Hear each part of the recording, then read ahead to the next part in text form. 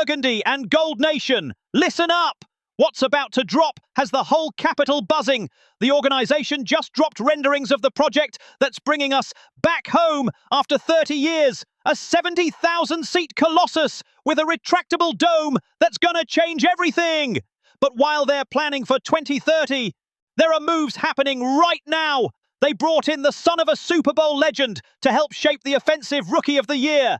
Someone with the right name and the right bloodline. And hold up, because a top 5 quarterback just announced he's staying in college, and that completely flipped the draft board for pick number 7. Bro, the pressure on the GM just exploded. If you don't stick around till the end, you're gonna regret it. Smash that like button, hit subscribe, and let's get into it. This is urgent. News 1. Commanders unveil renderings for new stadium at RFK site. Bro, it finally happened. The Washington Commanders just dropped the first official renderings of the new stadium they're building on the old RFK Stadium site. And fam, this is historic. We're talking about a return to Washington, D.C. after nearly 30 years of playing in Landover. Since 1997, the Commanders have been at Northwest Stadium, formerly FedEx Field. But now, finally, they're coming home. And not just to any home. This is a football cathedral projected to open for the 2030 season. First off, let's talk about what this means emotionally. RFK Stadium was home to the Commanders from 1961 to 1997.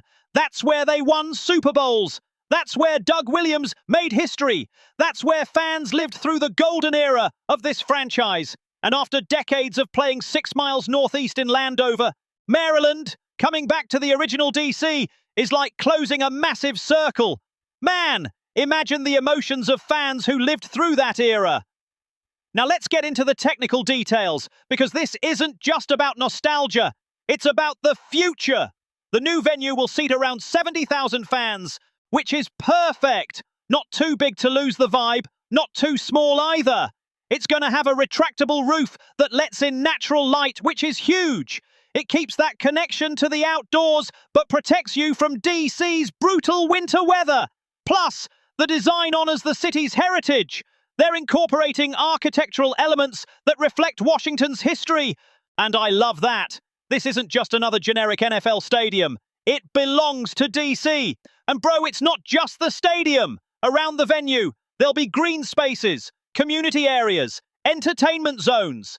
This isn't just a place to watch football on Sundays. It's a full-on complex that's going to revitalize that whole part of the city. We're talking about a massive urban project that's going to create jobs, boost tourism, and literally put the Commanders in the heart of the nation's capital. And that, fam, is power. So how did we get here? Because this wasn't easy. There was a time when fans were worried that Donald Trump, when he got back into office, might block the project for political or bureaucratic reasons. But those fears faded. The organisation pushed forward, worked with local government, secured the permits, and here we are. The renderings are out. This is real. And think about what this means for the franchise's future. A new stadium in DC doesn't just improve the fan experience. It boosts the franchise's value, attracts top-tier free agents, and gives Josh Harris, the owner, a platform to build something special. Let's be real.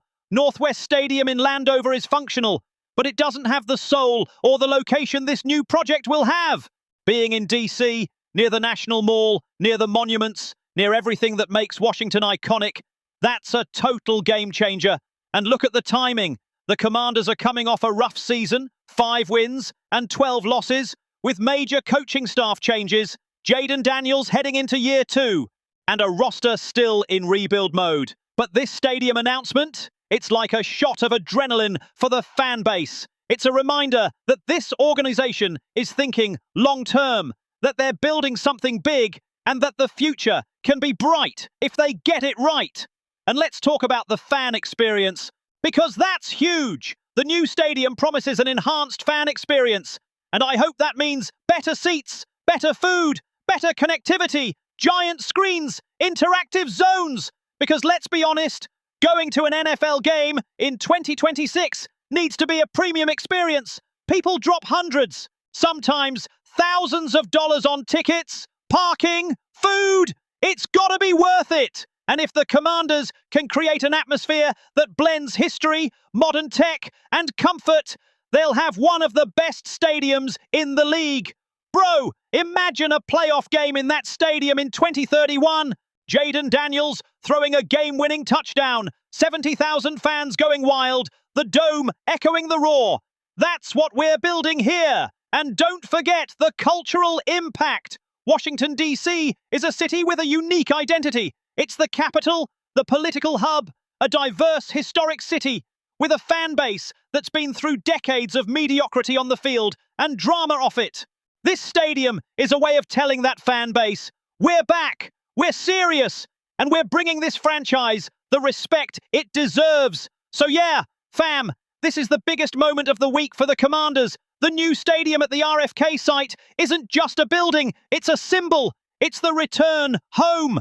It's the future. And if everything goes right, by 2030, we'll be celebrating the opening of one of the most iconic stadiums in the NFL. Okay, bro, but it's not all stadiums and future dreams, because while the organization plans for 2030, there are moves happening right now that are going to directly impact Jayden Daniels and the team's immediate future. And one of those moves just became official. News! 2. Commanders hire DJ Williams as new quarterbacks coach. Fam, this is big. The Washington Commanders just hired DJ Williams as their new quarterbacks coach. And if that last name rings a bell, it's because DJ is the son of Doug Williams, the legendary quarterback who won Super Bowl 22 with Washington and became the first black quarterback to win an NFL championship. So we're not just talking about a coach with league experience. We're talking about someone who's got Commanders DNA running through their veins. Bro, this is poetic. First, let's break down who DJ Williams is as a coach. He's coming from Atlanta, where he was the quarterbacks coach this past season. Before that, he served as assistant quarterbacks coach and offensive assistant in 2024. And before the Falcons, he spent 5 years with the New Orleans Saints, gaining experience in offensive operations and quarterback development. So this isn't some random hire. They're bringing in someone who's been part of serious organizations, who's worked with high-level QBs, and who knows what it takes to develop talent at that position. And here's where it gets even more interesting. DJ didn't just coach. He played quarterback at Grambling State, the same school where his father, Doug Williams, became a legend before making it to the NFL. So DJ knows the game from the inside out, from the player's perspective. And now he's teaching it from the coach's perspective. That combo of playing and coaching experience is invaluable, especially when you're working with a young quarterback like Jayden Daniels. Let's talk about Jayden, because that's what this is really about. Jayden just won Offensive Rookie of the Year after a breakout 2025 season. The kid's got a cannon, elite mobility, and a football IQ that's already ahead of a lot of vets. But he's still a second-year QB, which means there's room to grow. Reading defenses, route timing, protection calls, decision-making under pressure. And that's where a quarterback's coach like DJ Williams can make a real impact. Check this out. DJ just finished working with Kirk Cousins in Atlanta, a seasoned vet with years of experience. Now he's switching gears to work with Jayden, who's the opposite, young, dynamic, still developing. But he'll also be working with Marcus Mariota, the backup, a veteran who can help mentor Jayden with leadership and game knowledge. So DJ has to balance developing a rising star while managing a vet presence. That takes skill, patience, and a deep understanding of the position. And based on his background, he's got all that. Now let's zoom out to the organizational context. This move is part of a major coaching staff shakeup under Dan Quinn. The Commanders just promoted David Blau from assistant quarterbacks coach to offensive coordinator after Cliff Kingsbury left by mutual agreement following that rough 5-12 season. With Blau moving up, the QB coach spot was open. Tavita Pritchard, who had the role, left mid-season to become head coach at Stanford. So DJ steps in to fill that gap, but also to bring stability and continuity for Jayden. And that stability is crucial, fam. One of the biggest issues young QBs face in the NFL is constant coaching turnover. New OC, new QB coach, new system. It kills consistency. The Commanders clearly want to avoid that with Jayden. They brought in DJ Williams, someone with QB development experience, who understands the game, and who also has a personal connection to the organization through his father. That's not a coincidence. That's intentional. Let's talk about Doug Williams, because his presence still matters. Doug is currently a senior advisor to GM Adam Peters, which means he has influence on personnel and operations decisions. So bringing in his son DJ as quarterback's coach isn't just a coaching move. It's a move that reinforces the identity of the organization. It's a way of saying, we respect our history and we're building the future. And bro, that's smart. Plus, DJ has experience with development events like the NFL Black College Football Hall of Fame Coaching Summit and the Senior Bowl, where he worked with young quarterbacks from all over the country. That means he knows how to evaluate talent, teach fundamentals, and prep QBs for the next level. And all of that is going to be crucial for Jayden, who's still early in his career. So what does this mean for the future? Well, if DJ Williams can help Jayden Daniels take that sophomore leap, clean up the weaknesses, maximize the strengths, then this hire could go down as one of the most important moves of the Dan Quinn era. Because in the NFL, everything revolves around the quarterback. If Jayden becomes a top 5 QB in the league, the Commanders are going to be in the Super Bowl conversation. If not, they'll stay stuck in mediocrity. It's that simple. And fam, I think this is a smart move. DJ Williams has the pedigree, the experience, and the emotional connection to the team. Now he's got to prove it on the field. But if there's anyone who understands what it means to be a Williams in Washington, it's him. Bro, I'm hyped for this. Okay, but hold up. Because while the Commanders are building out their coaching staff and planning stadiums, something just happened in the draft world that completely flipped the board for Adam Peters and that number 7 pick. And fam, this is a plot twist nobody saw coming. News 3. Dante Moore staying at Oregon. Massive impact on Commanders' draft plans. Bro, listen, this is one of those stories that seems small at first, but when you dig into it, you realize it changes everything. Dante Moore, the Oregon quarterback who was projected as a lock for the top 5 in the 2026 draft, just announced he's staying in college for another year. And fam, that has huge implications for the Washington Commanders and their number 7 pick. First, some context. Before this announcement, the 2026 draft had 2 elite quarterbacks projected to go in the top 10, Fernando Mendoza and Dante Moore. Those two were QB1 and QB2, and there were several QB-needy teams ready to fight for them. Miami Dolphins, Pittsburgh Steelers, New York Jets, who hold picks 2 and 16. So the expectation was that at least one, maybe both, would be off the board before Washington picked at 7. That meant other position players, edge rushers, safeties, offensive linemen, would slide down to the Commanders. But now, with Moore out of the draft, Mendoza is the only quarterback projected to go top 10. Trinidad Chambliss and Ty Simpson are still in the mix as QB2 and QB3, but they're total wildcards. No one knows if a team's going to spend a top 10 pick on either of them. So what does that mean? It means the demand for quarterbacks is still high, but the supply just dropped hard. And when that happens, teams that need a QB have no reason to trade up. They can sit tight and wait for Chambliss or Simpson in round 2 or even round 3. And here's where it gets tricky for the Commanders. One of the options Adam Peters was considering was trading down from pick number 7, stacking more picks, and rebuilding the roster with volume. That strategy works when there are 2 or 3 elite QBs in the draft, because desperate teams will trade up to lock in their franchise guy. But now, with only Mendoza as a top-tier QB, who's going to trade up? Bro, nobody. The Dolphins, Steelers, Jets.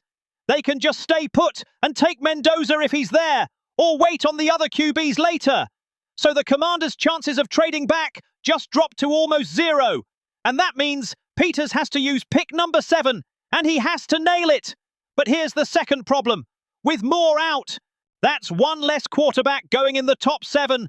That means one more position player is going to be taken before Washington picks. And based on current projections, the top 8 players in the 2026 draft are Mendoza, Arvel Reese, edge, Caleb Downs, safety, Jeremiah Love, running back, Reuben Bain Jr., defensive tackle, David Bailey, offensive tackle, Jordan Tyson, wide receiver, and Carnell Tate, wide receiver.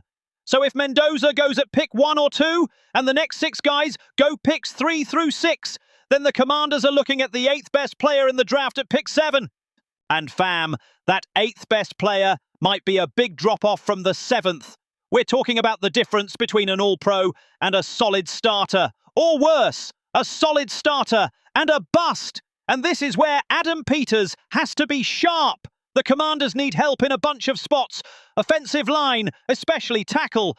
Defensive line, both edge and interior. Safety, wide receiver. Depending on how the board falls, Peters could end up with Caleb Downs, which would be a home run, or someone like Carnell Tate, who's good, but not a game changer. And bro, at pick 7, you need a game changer. Also, think about the roster context. The Commanders have Jaden Daniels, a franchise QB. That means they're in win now mode, or at least accelerate the rebuild mode. They can't afford to whiff on pick 7. They need someone who can contribute right away, elevate the team, and be a core piece for the next 5 to 10 years. And fam, that's why Moore's announcement is such a big deal. It changed the draft dynamics. It changed the Commanders' options. And it cranked up the pressure on Adam Peters to get pick 7 right. Because if he misses, if he picks the wrong guy, the fan base won't forget. And they'd be right not to, because pick 7 is way too valuable to waste. So what should Peters do? My take, go best player available, no matter the position. If Caleb Downs is there, take him. If David Bailey is there, take him. If Arvel Reese falls, take him. Don't get cute trying to fill specific needs. Grab the best talent, then fill holes in free agency and later rounds. Because here's the truth, fam. The Commanders aren't winning a Super Bowl in 2026. This is year 2 of the Jaden Daniels era. Year 2 of Dan Quinn. Year 2 of Adam Peters. They're building. So they need to stack elite talent, not plug holes with average players. And pick 7 is a golden chance to do that.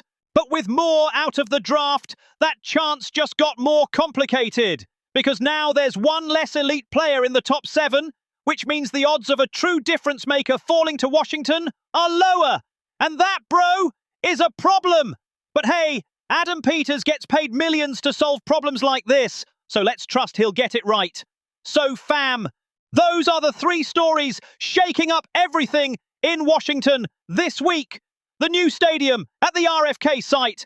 That's the franchise's future. The hiring of DJ Williams as quarterback's coach. That's key for Jaden Daniels' development. And Dante Moore staying at Oregon. That completely flipped the draft board for the Commanders.